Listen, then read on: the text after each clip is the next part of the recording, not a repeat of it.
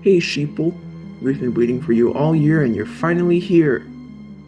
You can ignore that. I don't know what got into Detective 1. In today's symposium, we, the detectives, will be having a community of inquiry discussion on a new theory on the future of our society. Except there are only two of us, so are we really a community? Yes, the theory is that we will become communists. Shall we start by defining what it means to be communist? I think being communist is to believe in communism, in which no one owns anything, but at the same time, everyone owns everything, like NFTs.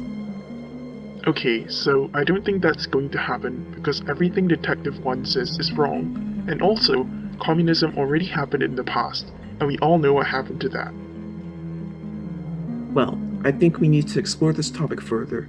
Communism of the past and communism of the present are not the same, and as humans' wants and needs evolve, society will slowly align with the ideals of communism. Well, right now I think society is still too busy trying to explain why everyone should be equal in the first place, so it most likely isn't going to happen since there's no way everyone is going to agree with it. I find myself disagreeing with your opinion. The very fact that people are trying to explain why we should be equal shows that we are all communists. We just don't admit it. I, for one, am not communist. Also, people want an equal society because our society is currently unequal, and there are so many other ways apart from communism that we can become more equal. That is a hasty generalization fallacy. Just because you are not communist does not mean everyone else isn't too. And are those other ideas better than communism? Will they make us more equal than communism does? Well, perhaps an idea addressing the root cause of inequality would be better than communism. Would you then like to propose what the root cause is? Why are baby carrots always wet? I don't know. There you have your answer. The root cause does not need to be known, because it has simply always been that way since the start of time. Are you dodging my questions, Detective 2? What? Of course not. Anyway, society is not becoming communist.